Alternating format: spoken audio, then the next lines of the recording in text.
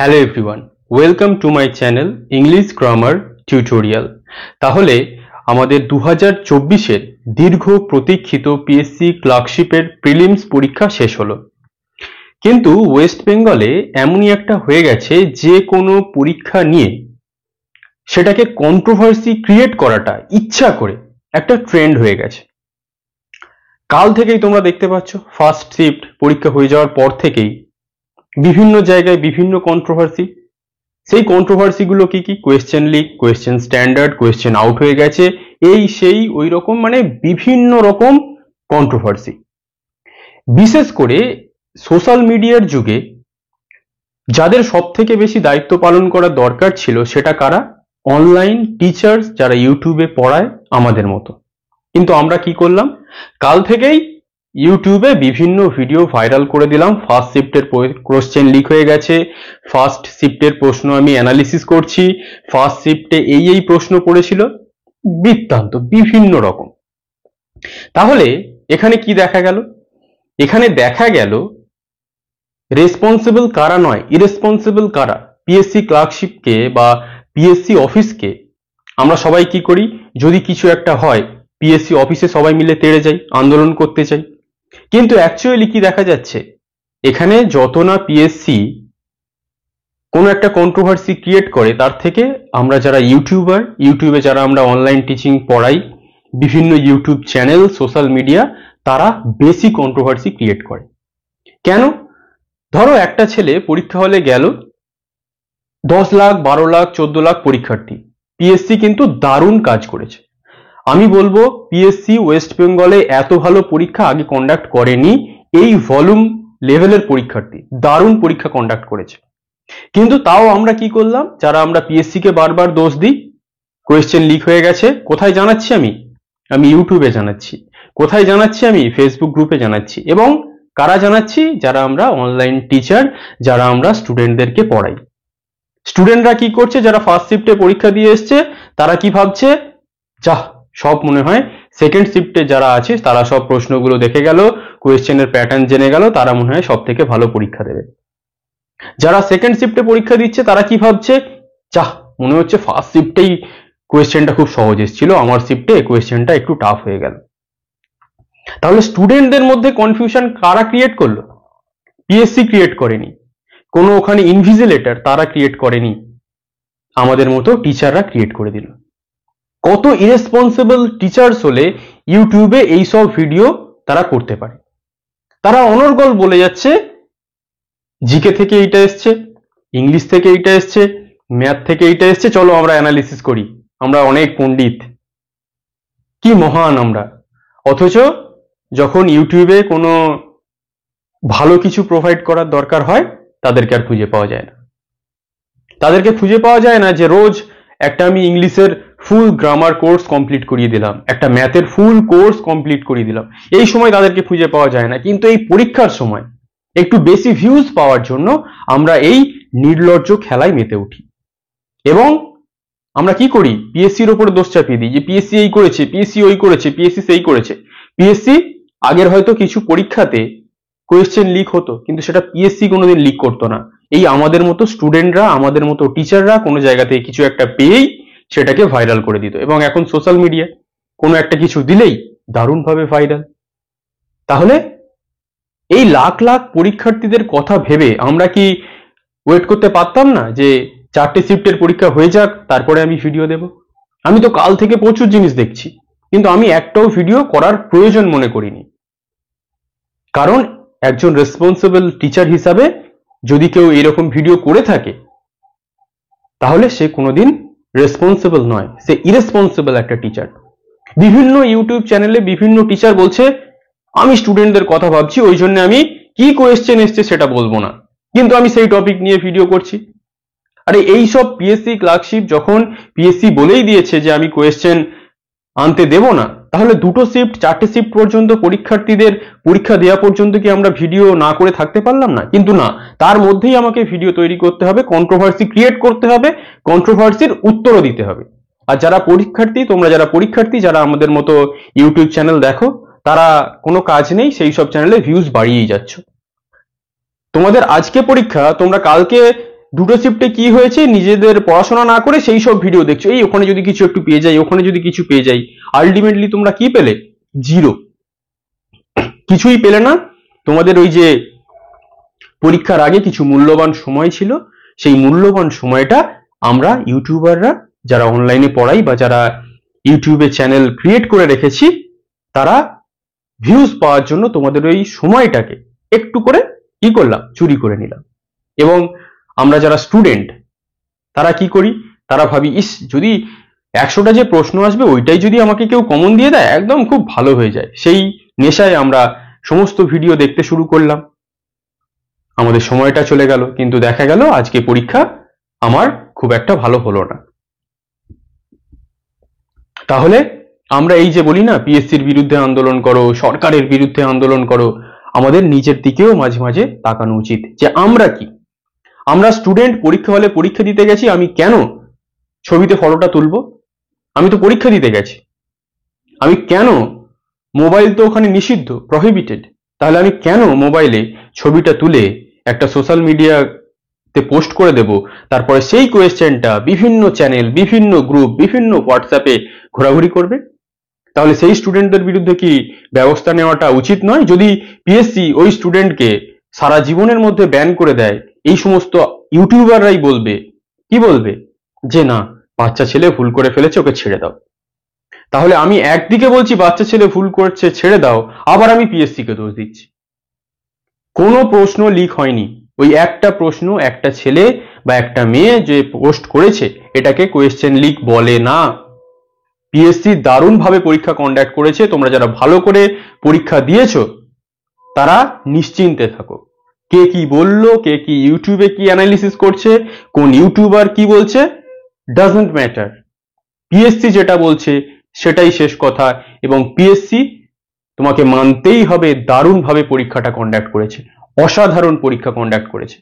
Question পরীক্ষায় আনতে দেয়নি, ঠিক করেছে, কারণ কোয়েশ্চেন যদি আনতে দিত, ওই যারা মানে মনে মনে করে আন্দাজ করে প্রশ্ন অ্যানালিসিস করছে, তারা কি করতো, ওই ডাইরেক্ট কোয়েশ্চেন নিয়ে ইউটিউবে বসে যেত।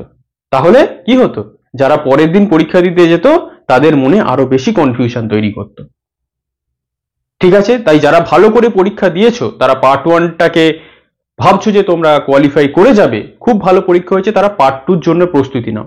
আর এইসব ইউটিউব বিভিন্ন ফালতু যেসব চ্যানেলগুলো রয়েছে, যাদের কাজ কিছু নেই, শুধু কন্ট্রোভার্সি আসলে ইউটিউবে ভিডিও করে ভিউজ পাওয়ার নেশায় মেতেছে, সেই সব চ্যানেলগুলোকে একদম স্কিপ করে দাও, তাতে তোমারই মঙ্গল হবে।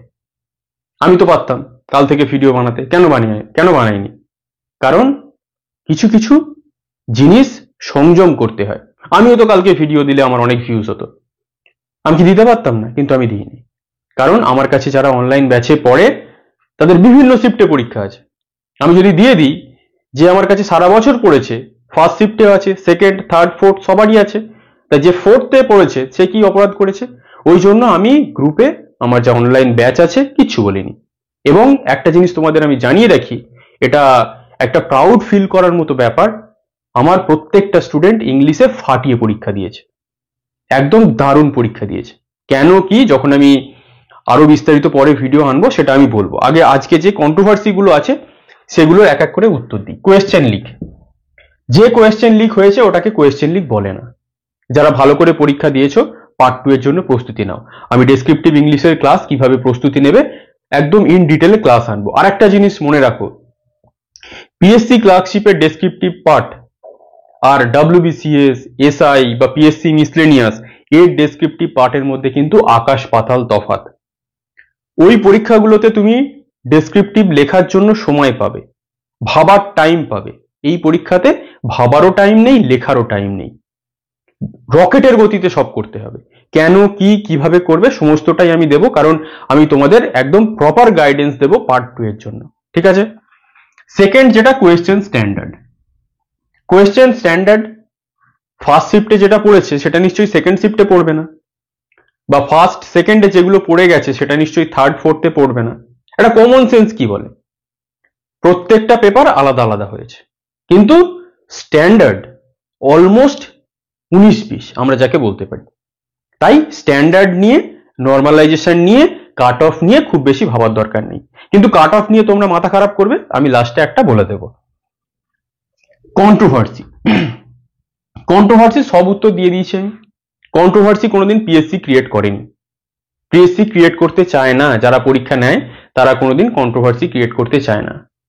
কন্ট্রোভার্সি কারা ক্রিয়েট করেছে? আমাদের মতো যারা সোশ্যাল মিডিয়া প্ল্যাটফর্মের অনলাইন টিচার, ইউটিউবার, সোশ্যাল মিডিয়াতে বিভিন্ন রকম গ্রুপে জড়িত, যারা একদম ইরেসপন্সিবল। তারা কি করেছে? ওই সামান্য একটা কোয়েশ্চেন পেপার নিয়ে সারা দিন, মানে একদম কি বলা যেতে পারে, সারা দিন ওটা দেখিয়ে গেছে, সারা দিন। এবং তোমাদের মতো স্টুডেন্টরা সারাদিন সেই ভিডিওটা দেখেও গেছে। তাই তারা ঠিকই করেছে। তোমাদের ডিমান্ড আছে তাই তারা সেটাকে সাপ্লাই করেছে। মার্কেট কি বলে? Demand and supply. তোমাদের ডিমান্ড আছে, ফার্স্ট শিফটে কি প্রশ্ন আসলো, তারা সেটাকে সাপ্লাই করে দিয়েছে। বাকি থার্ড ফোর্থে কাদের ক্ষতি হলো ভালো হলো সেটা তাদের কাছে দেখার কোনো ম্যাটার করে না। সেটা যারা রেসপন্সিবল টিচার তাদের কাছে ম্যাটার করে। ঠিক আছে, নেক্সট। তাই কোয়েশ্চেন লিক ভাবার দরকার নেই, কোয়েশ্চেন স্ট্যান্ডার্ড যেমন ছিল ঠিক আছে। কন্ট্রোভার্সি এটা আমরা ক্রিয়েট করেছি, কোনোটাকে কোনো কন্ট্রোভার্সি বলে না। ঠিক আছে, কোনো কন্ট্রোভার্সি নেই এর মধ্যে। পরীক্ষা একদম নিখুঁত হয়েছে, সোজা কথা। ঠিক আছে, নেক্সট, রেসপন্সিবিলিটি অফ টিচার্স। আমি বলেই দিয়েছি কোনো রেসপন্সিবিলিটি নেই আমাদের মতো টিচারদের। ঠিক আছে, আমরা একদম ইরেসপন্সিবল পারসন, যারা একদম পরীক্ষা না হতেই ভিডিও বানিয়ে দিয়েছি। একদম আমরা ইরেসপন্সিবল, একটাই ভাষা, ইরেসপন্সিবল। ঠিক আছে, নেক্সট, কাট অফ। আমি এটা কোনো পরীক্ষাতে আমি কাট অফ বলতে চাই না, কিন্তু আমি জানি তোমাদের একটা এক্সপেকটেশন থাকে কাট অফ স্যার বলুন। আমি একটা বলছি, জেনারেল তোমরা ধরে রাখো 63 থেকে 68, ওবিসি এ তোমরা ধরে রাখতে পারো, বা OBC B, sorry OBC B 60 থেকে 65, এসসি তোমরা ধরে রাখতে পারো 55 টু 57, ওবিসি এ ওই 52 থেকে 55, এসটি মোটামুটি 45 থেকে 46। এই কাট অফ তোমরা ধরে চলতে পারো। কিন্তু আমি তোমাদের বলবো এইসব কাট অফ ফাট অফ বোগাস জিনিস। ভালো পরীক্ষা দিয়েছো, পার্ট 2 এর জন্য প্রস্তুত করো নিজেকে। What next? নেক্সট একটাই পার্ট 2, নেক্সট একটাই পার্ট 2, এর পরে আর কিছু নেই। কেন কিছু নেই? কারণ এই অপরচুনিটি 5 বছর পরে পাবে। এই পার্ট 2 এর অপরচুনিটি যদি মিস করো সারা লাইফ ভুগতে হবে। কারণ ওয়েস্ট বেঙ্গলে তোমরা জানো পরীক্ষার হাল খুব খারাপ। 19 সালে হয়েছিল, 24 সাল, 5 বছর। পিএসসি ক্লার্কশিপ 30 বছরে গিয়ে হবে, আবার 30-এ গিয়ে। তাই যদি বুড়ো বয়সে চাকরিটা পেতে না চাও, এইসব controversy, question leak, question standard, cut off, এইসব হাবিজাবি জিনিস থেকে বেরিয়ে পার্ট 2 এর জন্য প্রস্তুত করো। কেন নিজেকে প্রস্তুত করো আবারও বলছি, আগের বছর যে কাট অফ কম গেছিল, অনেক ক্যান্ডিডেট যখন ইউটিউবে ভিডিও দেখলো যে কাট অফ এই হচ্ছে, ওই হচ্ছে, সেই হচ্ছে, একটু বাড়িয়ে বাড়িয়ে বলছে, তারা কি করলো? তারা পার্ট 2 এর জন্য প্রস্তুতি নিল না। কিন্তু তারপরে দেখা গেল যে তারা পার্ট 1 কোয়ালিফাই করে গেছে, এবং যখন পার্ট 1 কোয়ালিফাই করে গেছে, পার্ট 2 এর জন্য প্রস্তুতি নেওয়ার খুব একটা টাইম তাদের কাছে নেই। এবং যারা পার্ট 1 এর পর থেকেই প্রস্তুতি শুরু করে দিয়েছিল, তারা তাদের থেকে অনেক অনেক মাইল এগিয়ে গেল। আর আমি কি করলাম? কাট অফের আশায় বসে থাকলাম, আমি কাট অফ ক্লিয়ার করবো না, আমার হবে না, আমার এই হবে না। ওই ইউটিউব চ্যানেল বলে দিয়েছে, ওই বড় ইউটিউব চ্যানেল বলেছে আমি কাট অফ ক্লিয়ার করতে পারবো না, যেহেতু ও কাট অফ বলে দিয়েছে। তাই আমি প্রস্তুতি নিলাম না, কিন্তু দেখলাম আমি পরীক্ষায় পাস করেছি পার্ট 1-এ, পার্ট 2 এর জন্য প্রস্তুতি নেওয়ার টাইম নেই। তাই এইসব বিভিন্ন যেসব ট্রেন্ডিং টপিক, বিশেষ করে কাট অফ, এগুলোকে মাথায় থেকে ঝেড়ে ফেলো এবং পার্ট 2 এর জন্য প্রস্তুতি নাও। কারণ পার্ট 2-তে এই যে আমাদের যে নর্মাল ব্রেন, এই নর্মাল ব্রেনে ফাংশন করালে চাকরি পাবে না। 1 ঘন্টার মধ্যে 6টা রাইটিং লিখতে হবে, তার মধ্যে 5 মিনিট বিভিন্ন সই, ওএমআর শিট ফিল আপ এইসব করতে চলে যাবে। তাহলে 55 মিনিটে কটা রাইটিং? 6টা। তাহলে 6 নয় 54, 9 মিনিট করে। বাংলাতে তুমি অনায়াসে পারবে 10 মিনিটে, এই 30 মিনিটে বা 25-26 মিনিটে 3টে রাইটিং লিখতে মোটামুটি তুমি পারবে। ইংরেজিতে একটা প্রেসি পড়তেই লেগে গেল 10 মিনিট, সেটাকে লিখবো কখন?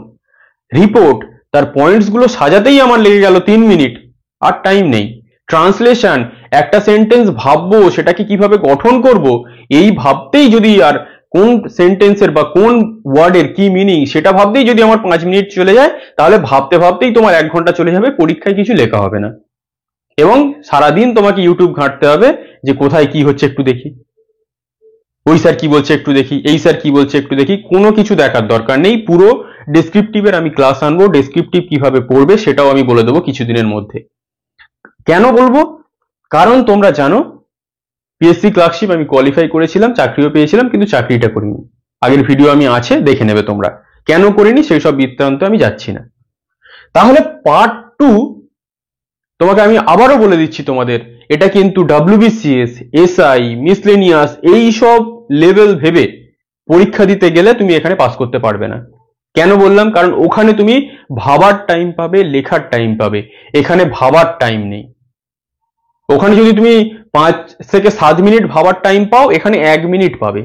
খুব বেশি হলে 1 থেকে 1.5 মিনিট বা 2 মিনিট তুমি ভাবার টাইম পাবে, এবং 5 মিনিটের মধ্যে সেটা লিখে ফেলতে হবে। এক একটা রাইটিং তোমাকে ইংলিশে ধরে ফেলতে হবে যে 8 মিনিটের মধ্যে আমাকে ভাবাটা, লেখাটা শেষ করতে হবে। আর আমরা কি করি, আমাদের তো একটা প্রেসি লিখতেই ভাবতেই 30 মিনিট সময় চলে যায়, আর এখানে 3টে টপিক লিখতে হবে। কিভাবে করতে হবে সেটা আমি বলে দেবো। আমার থেকে ভালো আশা করছি তোমাদেরকে গাইড কেউ করতে পারবে না। কেন? যখন আমি তোমাদের ক্লাস নেব, ক্লাসে বিভিন্ন টপিক করে দেখাবো, বিভিন্ন পয়েন্টস তুলে তুলে দেখাবো, ইন ডিটেলে দেখাবো, তখন তোমরা বুঝতে পেরে যাবে। তার জন্য তোমরা এই চ্যানেলটাকে সাবস্ক্রাইব করে রেখে দাও, যারা নতুন। যারা পুরানো তারা তো এখানে আছোই। তাহলে এখন তোমাদের কাজ কি, যারা তোমরা পিএসসি ক্লার্কশিপ পরীক্ষা দিয়েছো, সমস্ত ইউটিউব চ্যানেলকে স্কিপ করো, ফোকাস করো যে পার্ট 2 আসছে আমার সামনে, সেই পার্ট 2তে আমাকে ঝাঁপিয়ে পড়তে হবে। পুরোটাই ডেসক্রিপটিভ পার্টে চলে যাও। এইসব কোথায় কোয়েশ্চেন লিক হচ্ছে, কোথায় নর্মালাইজেশন হচ্ছে, কোথায় কাট অফ হচ্ছে, এইসব ভাবলে চাকরি পাবে না। আর 5 বছর যদি জীবন থেকে আবারও চলে যায়, তাহলে জীবন দুর্বিষহ। আবারও বলছি, জীবন দুর্বিষহ। বেকার জীবনের জ্বালা কি, যারা বেকার তারা বোঝে কিন্তু, এবং আমি আশা করব তোমরা সেটা বোঝো। আর ইউটিউব ফ্র্যাটার্নিটিকে, যেহেতু আমি অনলাইন টিচার, ইউটিউবে আছি, তাদের কাছে আমার একটা দাবি রয়েছে যে ভিউজ পাওয়ার আশায় কোনো কন্ট্রোভার্সি ক্রিয়েট করে মহান হওয়া যায় না। আমি একটা কন্ট্রোভার্সি ক্রিয়েট করে দিলাম, আমার 5 লক্ষ ভিউজ হয়ে গেল, আমি কি অনেক বড় মহান বা আমি অনেক বড় পপুলার হয়ে গেলাম? না। পপুলার তখনই হওয়া যায় যখন স্টুডেন্টদের কথা ভাবা হয়, যখন স্টুডেন্টদের জন্য যেটা ভালো সেটা করা হয়। স্টুডেন্টদের জন্য যেটা খারাপ সেটা করে আমি দেখাতে চাইলাম যে আমি স্টুডেন্টদের জন্য ভালো করছি, উপরন্তু আমি স্টুডেন্টদের খারাপ করে দিলাম, দ্যাট ইজ নট ডান। এটা চলতে পারে না। তাই ইউটিউব যারা অনলাইন টিচার্স রয়েছে, তারা যদি আমার ভিডিওটা দেখে, তারা বুঝতে পারবে সবসময় ভিউজে কাজ করে, সবসময় ভিউজ নিয়ে কিছু হয় না। স্টুডেন্টদের মনে জায়গা করার জন্য অনেক পরিশ্রম করতে হয়। তাদেরকে ভালো ভালো আপনারা কন্টেন্ট দিন। আপনি ম্যাথের টিচার, ম্যাথের কন্টেন্ট দিন। আপনি জিকের টিচার, জিকের কন্টেন্ট দিন। আপনার ম্যাথ জিকে কেউ দেখছে না বলে কন্ট্রোভার্সি ক্রিয়েট করলাম, অনেক স্টুডেন্ট আমার ক্লাস দেখলো, ওটাকে ক্লাস দেখা বলে না, ওটা জাস্ট ওই ইউটিউবে ভাইরাল শর্ট দেখার মতো, বা ইনস্টাগ্রামে অনেক অনেক ভিউজ হয়, কিন্তু তাদেরকে কেউ মনে রাখে না। আপনাকেও কিন্তু এরকম করলে কেউ মনে রাখবে না, আমাদেরকেও মনে রাখবে না যদি আমরা এই সবসময় কন্ট্রোভার্সি ক্রিয়েট করি। ঠিক আছে? তাই পরীক্ষা শেষ হয়েছে, এই ভিডিওটা আমার দেওয়াটা দরকার ছিল, কারণ কাল থেকে আমি অনেক কিছু দেখছি, কিন্তু আমি একদম প্রতিজ্ঞা করেছিলাম যতক্ষণ না 4টে শিফটের পরীক্ষা শেষ হচ্ছে আমি ইউটিউবে কোনো ভিডিও দেব না। আজকে দিলাম, পরে আমি ডেসক্রিপটিভ পার্টের ক্লাস নিয়ে আসবো, একদম প্রপার গাইডেন্স করে দেবো। সবাইকে বেস্ট অফ লাক।